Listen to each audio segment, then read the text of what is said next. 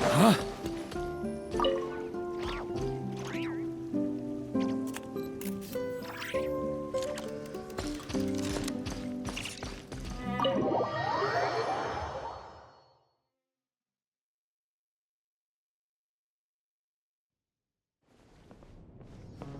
Oh, you're here! I was just starting to wonder if I should send you clearer instructions. But then I thought, if I make my hints too obvious, it might get in the way of your travel plans. And then, just as I was pacing back and forth, agonizing over what I was going to do, you turned up here anyway. So, it looks like everything worked out fine. Hey, Nicole! You're so full of energy today! And words! You're so full of words! I'll take that as a compliment. All right then, are you ready to check out my next room?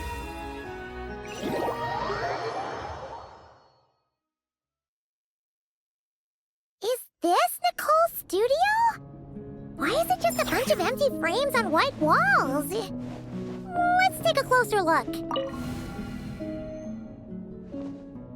What the? Paimon almost had a heart attack being sucked in by a painting like that. Wait a sec. This place looks familiar.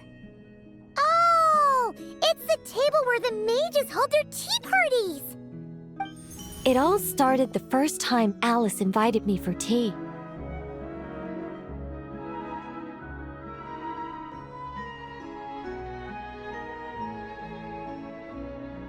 On that day, I didn't attend in person, mostly because back then, I still hadn't decided whether I really wanted to join the Hexen Circle or not. Alice was the only one there who knew my true identity. She warned me not to say a word or let anyone else discover who I was. I was only supposed to observe. And then what happened? Well, then I concluded that she was punishing me for my hesitation to join. Everyone was talking about such interesting things. How could I not chime in?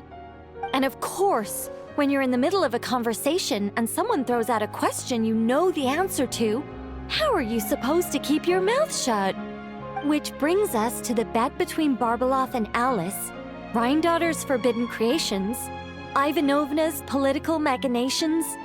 It was like a series of exquisitely acted plays, distilled within the confines of a teacup. Their words alone were enough to ignite my instinct to lay the truth bare before them. So, you piped up inside their heads? Of course not. Even though I felt like my head was going to explode, I still made sure to hold it all in. I'm a responsible angel, after all, and I'm well aware of the difference between what I want to say and what I'm allowed to say. So, I had a private little word with Alice inside her head, just me and her, and I agreed to join the Hexen Circle, right there and then. She was quite happy about my decision, but as for the talking inside her head, well, she claims that over the next few days, she had such a headache that she had to visit a doctor in Liyue to get some relief. But she can hardly blame me for that.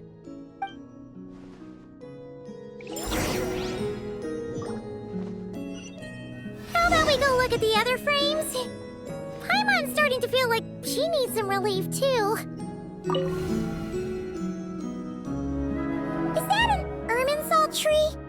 Oh, this painting here? You're clearly no strangers to the white trees. But did you know that the first angel's betrayal happened beneath one of their very boughs? Huh. Paimon's curious now. Well then, I guess it's finally time for me to tell you a tale of romance and horror.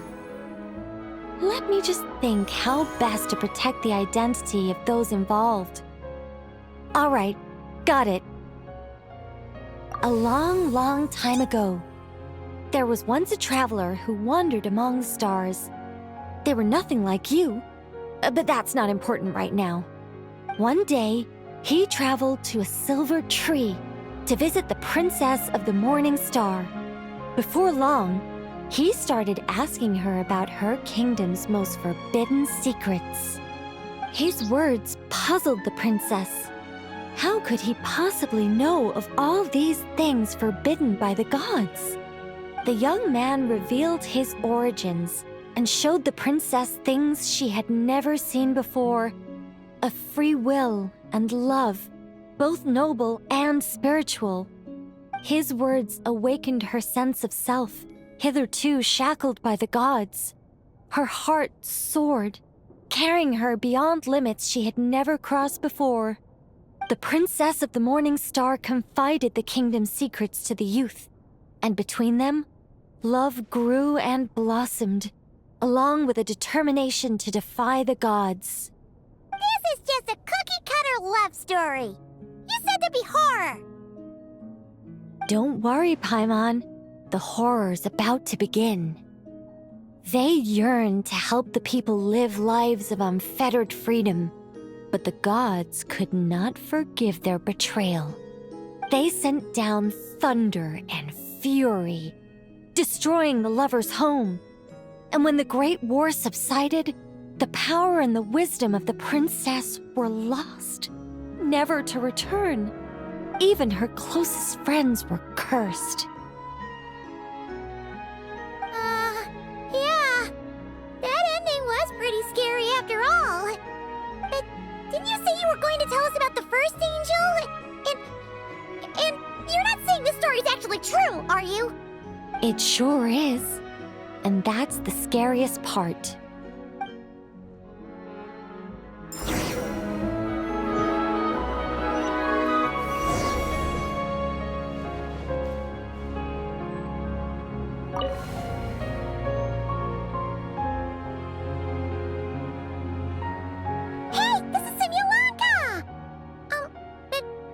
Why are there light novels from Yai Publishing House all over the floor? Well, on the subject of my literary enlightenment, my greatest inspiration of all is none other than Lady Anya herself. She was the last to join the Hexenzirkel, and yet the first to leave. I loved all of her stories, whether it was just an idea or a fully fleshed out manuscript. Anya was always so skilled at making her readers gasp with joy. Hexenzirkel discussions rarely stray far from magic, and it's my belief that Anya possessed a unique magic of her own. She could weave love and compassion into words and stories that would touch the hearts of others. I asked her for tips on how to write compelling tales. That's one way of putting it. Communicating through thought is so much more convenient. I guess even angels can succumb to laziness. However, recently I've resolved to make an effort, even if it's just to spare myself reproaches from a certain old Seelie friend of mine. Ooh! Does that mean we're finally gonna get to read something you've written? Who said anything about writing? I'm talking about buying popular works from the last few centuries to flip through in my spare time.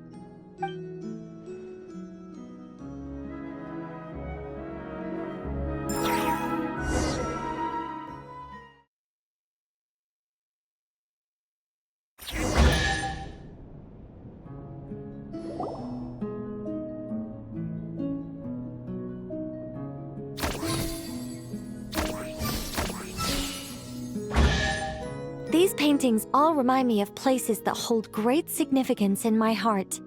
And now, the studio has been fully restored. All right, go ahead and claim our reward. What? Don't look at me like that. Of course this reward is ours. You're not going to leave this chest unopened, are you? I can't let you leave if you do. Besides, after telling you so many stories, don't I deserve a reward of my own?